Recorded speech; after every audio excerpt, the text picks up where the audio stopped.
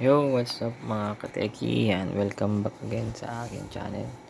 So, today's video ay mag-unboxing tayo. Unboxing pala ng oil cap. Yan, sa mga wala pang motor nagbabalak ng bumili ng motor is yung oil cap po is yung alam niyo yung pinaglalagyan ng change oil pagka nakamotor kayo ng mga 4-stroke kagaya ng TMX 125, Rusi, microbike or nasa 4-stroke na pampasada. So yung oil cap kasi ng mga ito is madaling buksan dahil parang pipihitin mo lang rubberize yun. So kailangan natin to guys para at least secure yung ating makina dahil once na mabuksan nila yun at lagyan ng buhangin, nako, sigurado sira yung makina nyo. So ito napakalaking tulong ang oil cap na to. So pakita ko sa inyo guys kung paano ikabit ito at paano siya maging secure yung makina nyo. So 3, 2, 1 tayo sa video kabila.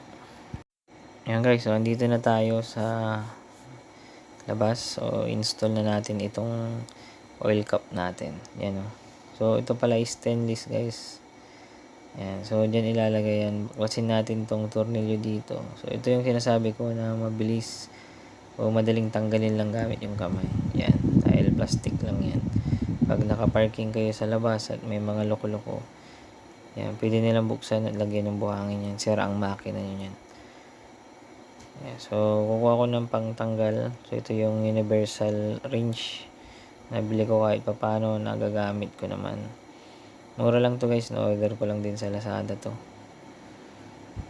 Yan, so tanggalin natin to at ilalagay natin yung oil cap.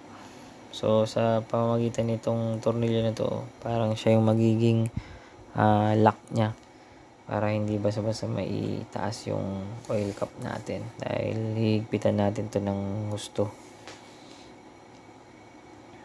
So medyo maigpit to kasi unang loosen yung tornilyo.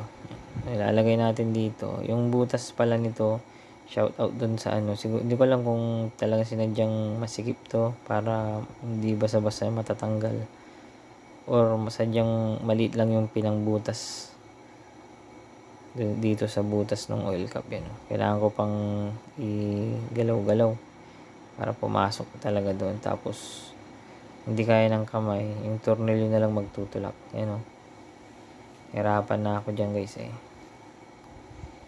Yan, kahit anong galaw ko wala na, ayaw gumalaw. So yung tornilyo na lang yung magtutulak. So yan guys, so ang hirap ikabit. Yan, so dito kinat ko na yung video dahil nahirapan ako lang maghawak ng camera natin. Yan, ikabit na natin. So kung di pa kayo nakasubscribe sa ating channel, click nyo na yung subscribe button and notification bell para ma-notify tayo sa mga video natin. So dito ang last update natin dito sa motor natin. See you soon guys. And God bless.